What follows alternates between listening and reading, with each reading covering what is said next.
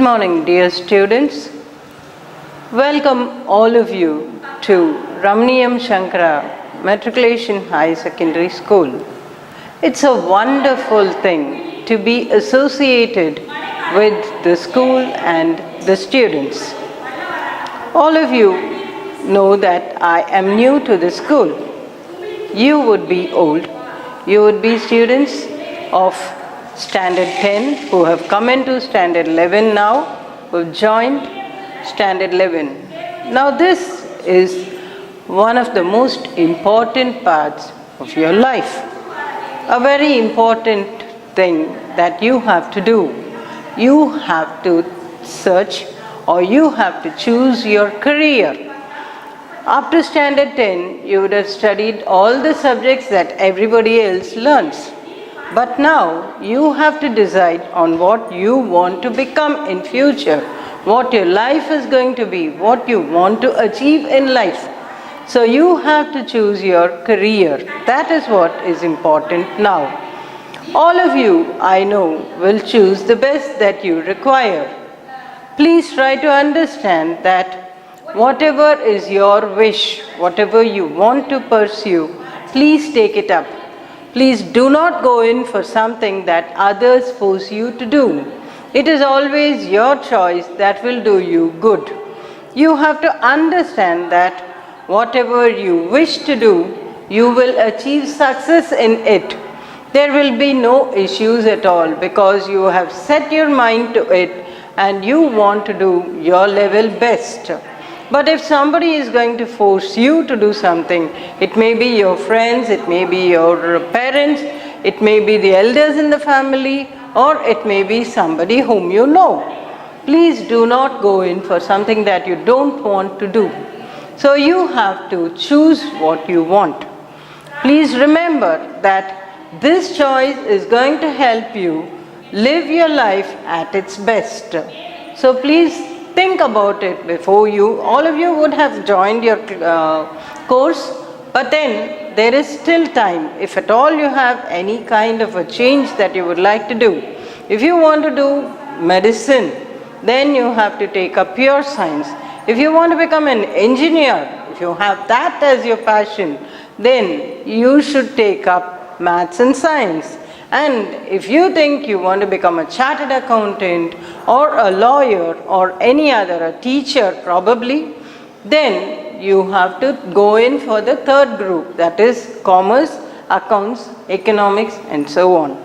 So whatever your choice, think that it is the best for you. Please remember that what you do for yourself with a heart and soul put into it will let you come up very well in life.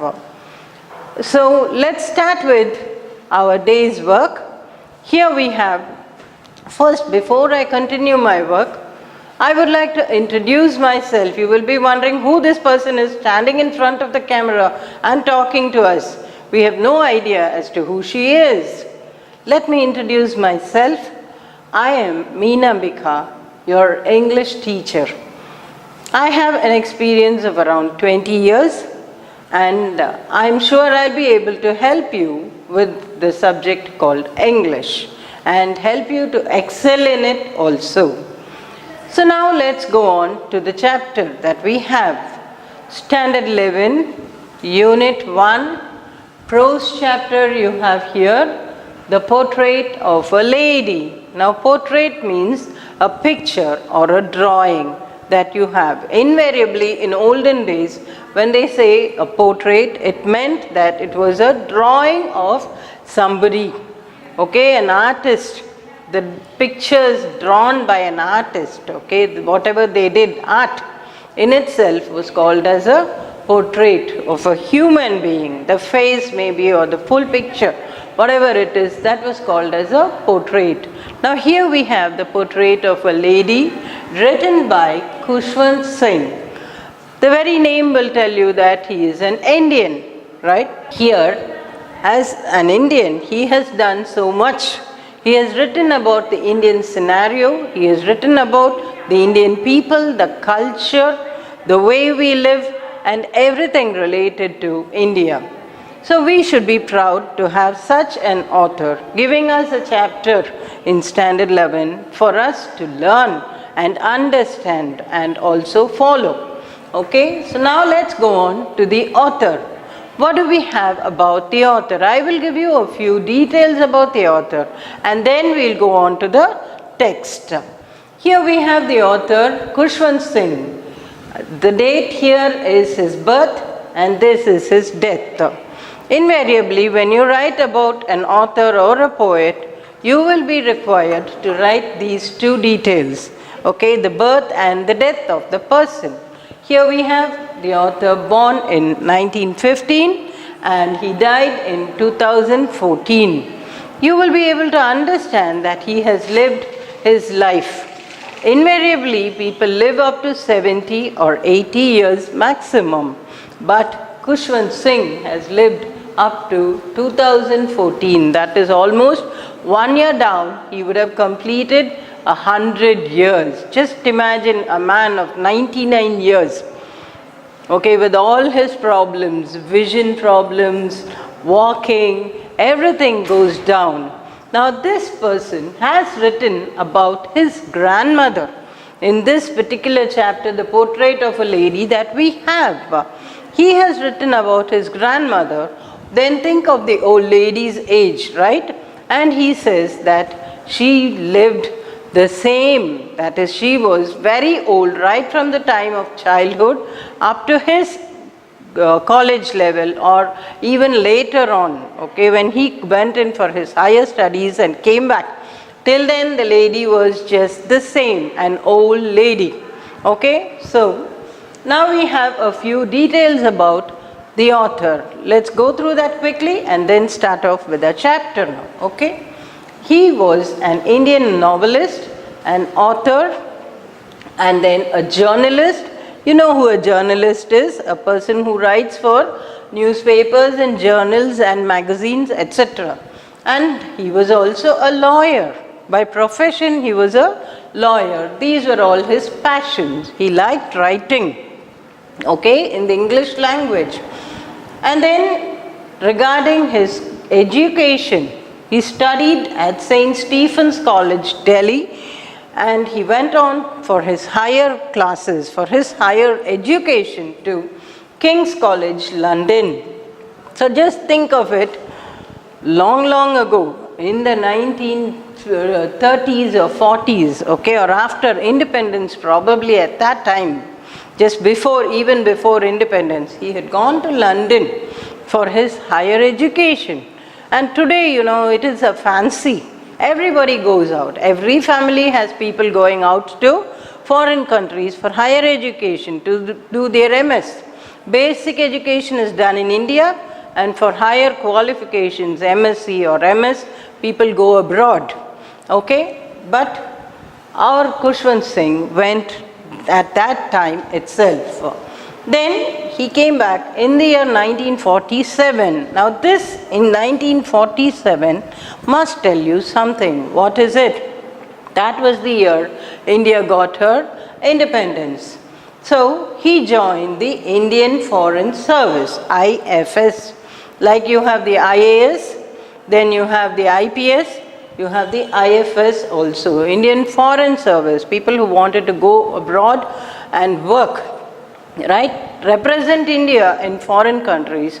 They took up this course called the IFS, that is the Indian Foreign Service. Now let's go on. As I told you about the Indian Foreign Service, which he joined in the year 1947, that is our year of independence. Then, because of his services, because of the good work that he did for the Indians, he was awarded the Padma Bhushan and the Padma Vibhushan. These are very great ranking status given to people, awarded to people for their achievements in a particular field. It can be any field. Now our IFS candidate, that is our Khushwant Singh, was given the Padma Bhushan and the Padma Vibhushan, two great ranking awards given to people.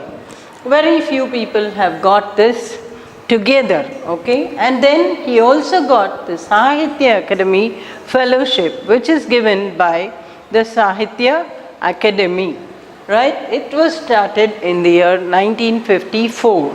All these awards are prestigious awards given to people for their great work, okay? In whatever field it is, it does not matter, but the government of India honors people by giving them these great awards. And then we go on to his famous works, the most important works or some of the works of Khushwant Singh.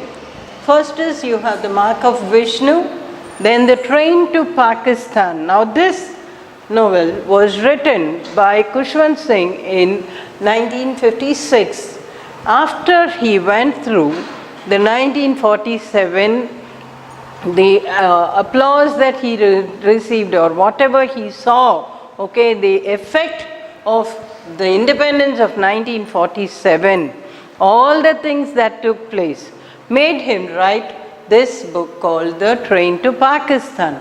And then you have Death at My Doorstep. And finally we have The Portrait of a Lady, which is a collection of stories. And now let's go on to the chapter that we have, The Portrait of a Lady by Khushwant Singh. If you look at this, you find that there is a lot of difference between the Indians who lived during that time, that is, I'm saying about, say, in the 20th century, and people who live in the 21st century. Now you must be knowing that all families, almost every family today is a nuclear family. Unlike the olden days when we had the families living together, the brothers, the sisters, the father, the grandfather, everybody would live together. That was the joint family of the olden days. But today what do we have? We have what we call a nuclear family. That is father, mother and their two children or one child. They do not interact, they do not live together with their relatives, the closest of kin, okay? Even brothers and sisters do not live together. They are far away, mainly because of job opportunities that they get and maybe their interests, the varied cultural behavior, okay, the marriage setup, everything changes. Today we have everything totally different from what we had earlier. Now Khushwant Singh in this story talks about his grandmother, who was a very old lady. As far as Khushwant Singh is concerned, or as much as he remembered, he had seen his grandmother as an old lady only. She had been the same for almost 20 years. There was not much of a change at all. Generally we see people growing from 40 to 60. You find that they look young and then slowly age catches on and you find them very old, grey haired and so on. But here Khushwant Singh had seen his grandmother as an old lady from his childhood up to the age of teen and later on also. Even after he went to London and came back, for 5 years he was away from the country. When he came back also, he saw the grandmother as the same old lady. She had never been young to him at all.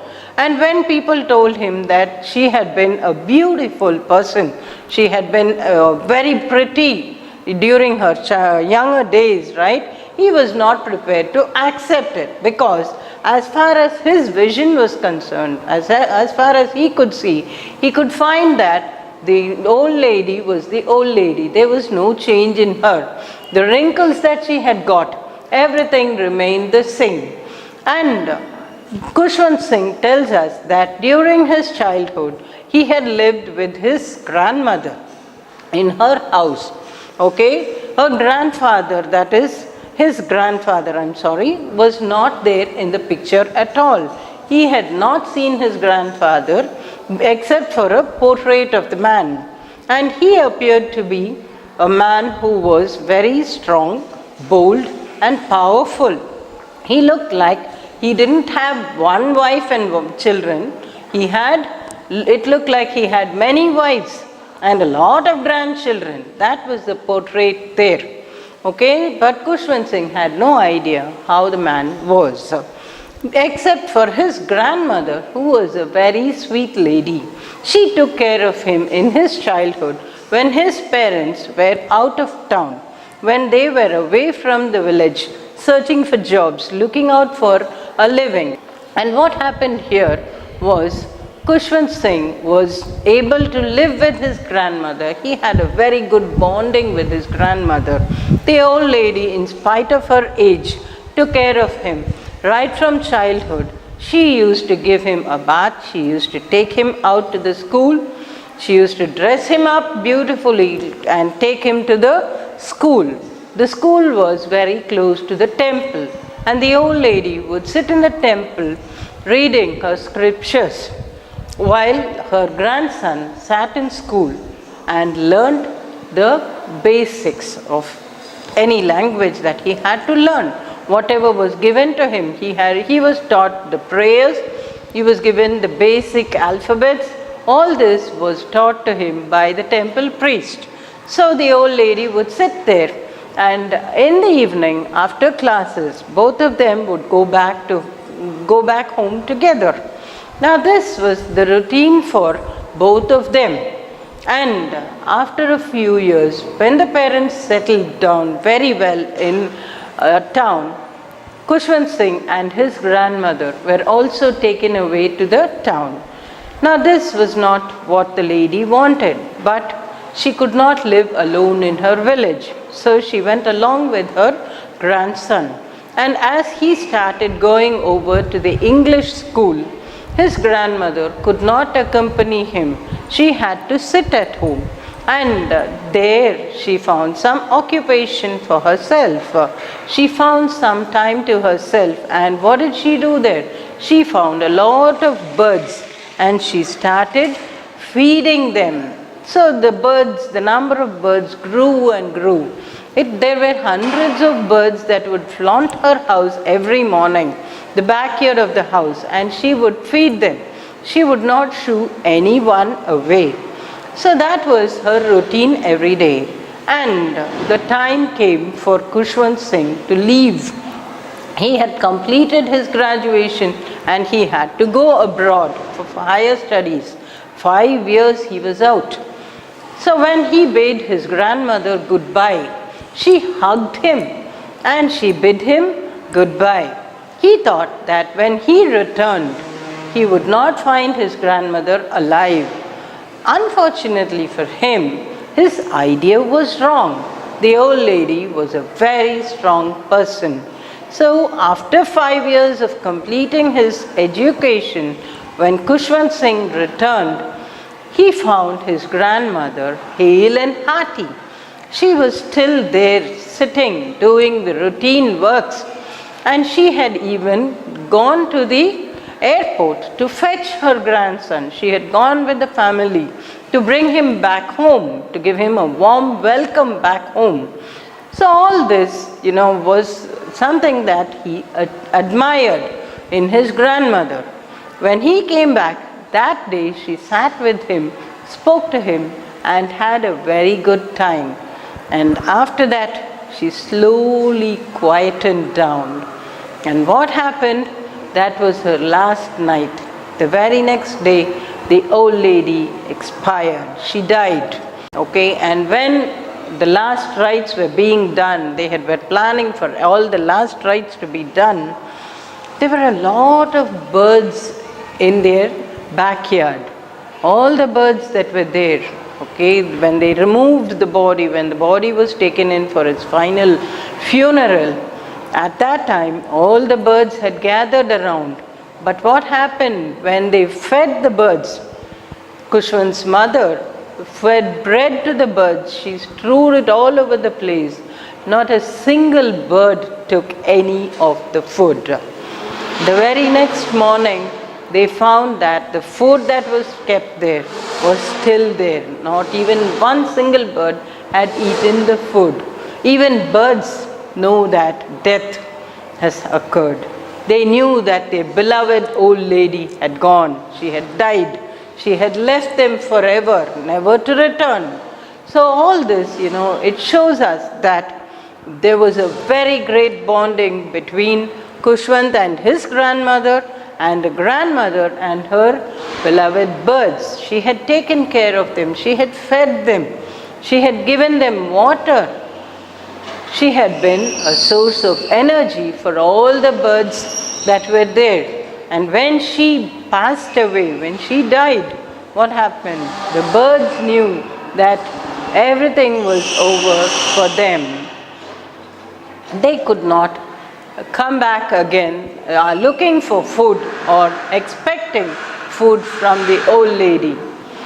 That was the end of the old lady, that is the grandmother of Kushwant Singh. Now we have a few things that we have to do. And before I continue, I would like to tell you, please take your English textbooks whenever you have a class. Have your book with you in front of you, be it science or maths or commerce or accounts or English or language, Tamil. It does not matter. Have your textbook in front of you so that you will be able to understand what is being taught or done by the teacher. Now let's go on to the exercises given there. So you have a lot of words, new words that are given, and these words are given in a darker shade. If you look at it, on page 1 you have mantelpiece. Okay, the meanings are given at the back for you so that you can learn them up, and for synonyms and antonyms you will be using all these words. Then you have absurd. On page 2 you have absurd, fables, hobbled, puckered, expanse, and monotonous. That's on page 2. Then you go on to page number 3, where you have snapped, seclusion, bedlam, perched, rebukes, and dilapidated. And in the last page you have pallor and shroud. You will find that all the meanings are given for you to learn and remember. Okay, now we go on to a little bit of the question and answers. Answer the following questions in 1 or 2 sentences. Now this is your homework. I would like you to write it, take a new notebook, write it as English, and please see that your work is neat, because it is you who will be learning it later on. You will require your English notebook later on for future references and at the time of your examinations. So please follow everything, write down the questions, write the lesson name, the unit name or number, whatever it is, whether it is prose or poetry or grammar or supplementary, please write everything down and then write the question followed by the answer. Okay, describe the grandfather as seen in the portrait. You have the answer on page number 1. Here you have the very first line given. My grandfather's portrait hung above the mantelpiece. What kind of a man was he?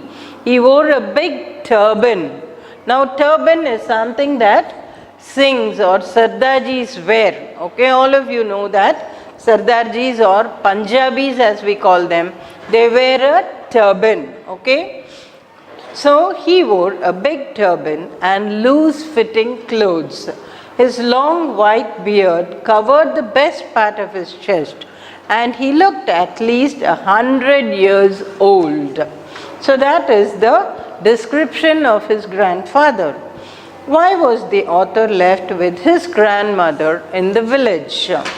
The author was left with his grandmother in the village because his parents went out to look for jobs in the city.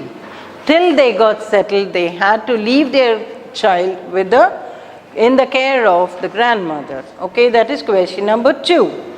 Where did the author study in his childhood?